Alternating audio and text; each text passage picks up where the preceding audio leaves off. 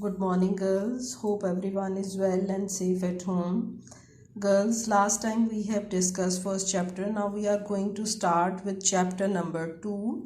And the previous chapter in which we have discussed the different topics, you have to do the question on all the topics which we have covered up before, and no thing should be left pending, and you have to do your written work as well as do the learning on the daily basis. Now we are going to start with chapter number 2, Sir Syed Ahmad Khan and Aligarh movement. Now, first of all, we will look into the condition of Muslims after the War of Independence 1857. Now, girls, before starting this topic, the condition of Muslims after the War of Independence, we must be clear about the war, who took part in it. Basically, Hindus, Muslims, Sikhs, they all took part in the War of Independence, but after the war was over, they put all the blames on the Muslims, and they took advantage of it, and they showed whole of their loyalty, whole of their kindness to the Britishers, that we are more loyal than Muslims. And in spite of the fact that we had fought with the Muslims, but we are on the right side. So after the war was over, they put blame on the Muslims, and they had given so much hard time to the Muslims, in which you would see that they were dismissed from the government jobs. The Muslims, they were dismissed from the government jobs. They had no place, in spite of the fact that they were eligible for those jobs, but they were not given any type of space in the government institutions. They were ejected from their agricultural land. Their agricultural lands, they were confiscated, and the landowners changed to tenant cultivators. Then there was educational backwardness, in spite of the fact that Muslims, they were fond of getting the education, but they had no place at all. Then there was replacement of Persian by English as an official language at that time. Now come to the topic. Although Muslims, Hindus and Sikhs, they have participated in the War of Independence, but Hindus succeeded in realizing the British that Hindus, they were loyal, they were only their loyal and friends, means all of their sympathies, they are with the British government. On the other hand, Muslims were established rebels. Rebels means fight against or reset against the British. Therefore, the British government was struggling to damage the Muslims so that they could not revive their status.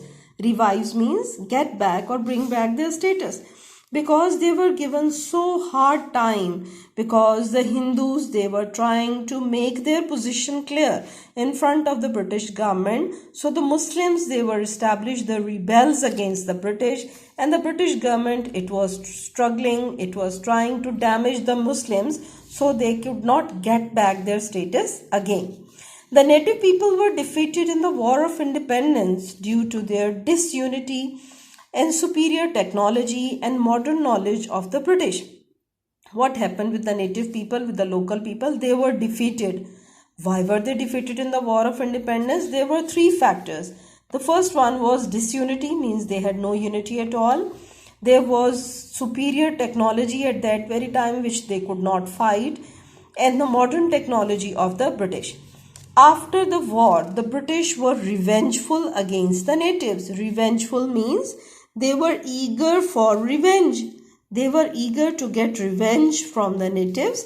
They declared the last Mughal king. Who was the last Mughal king? Bahadur Shah Zafar, as rebel. Who is rebel? A person who fight against, and put him in prison in exile, means he was he was dismissed from his duties and was put back behind the bars. It was a sort of a place where no one could go and visit him.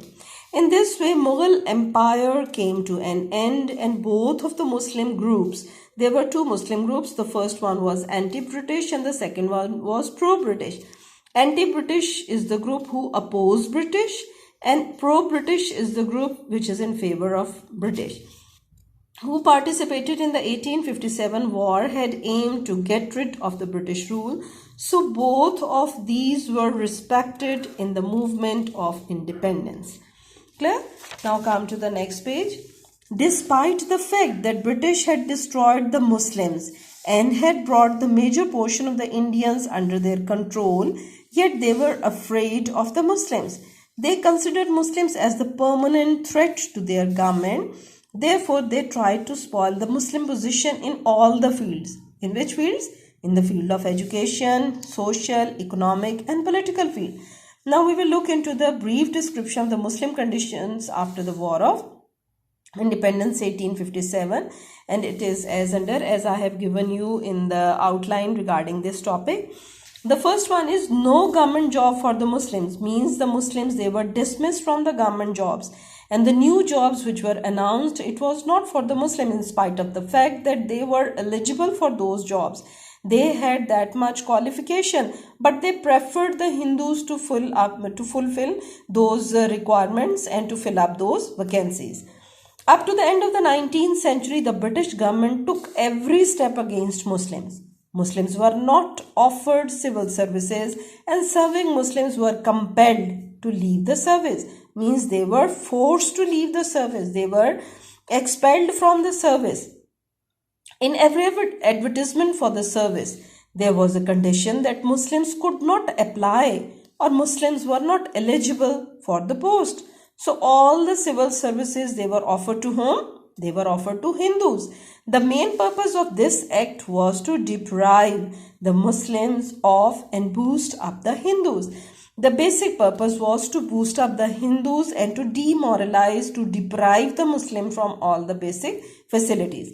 The British government suppressed the Muslims in every field so that they might not compete Hindus. After the War of Independence, the British and the Hindus left no stone unturned to undermine the Muslims, means to degrade the Muslims and to demoralize the Muslim in the field of education, social, economic and political field. Now come to the next heading, ejectment of Muslims from agricultural land. Means the Muslims who were the owners of the agricultural land, who were the landlords over there, they were turned to tenant cultivator. Besides government service, agriculture was another source of income of Muslims for the last many centuries.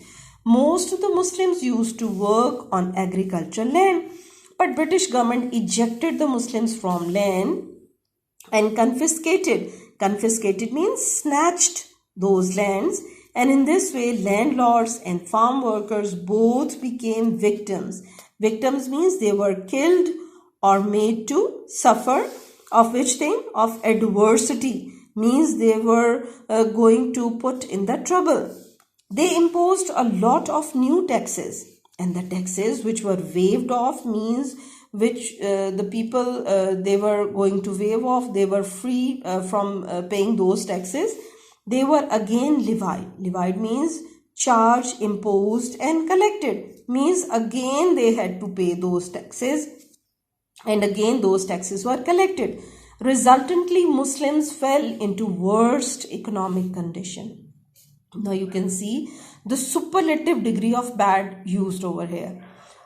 Bad, worse, worst, means the superlative degree worst is going to tell us that they fell into worst economic condition. Clear? Now I will stop my lesson till here, and you will do this in the written form. The condition of Muslims after the War of Independence. What was the condition of Muslims after the War of Independence? In which you have to write these 3 paragraphs and these 2 points. It's a long question, so you have 2 days to complete and side by side do the learning of this topic. Thank you girls, and take care. Allah Hafiz.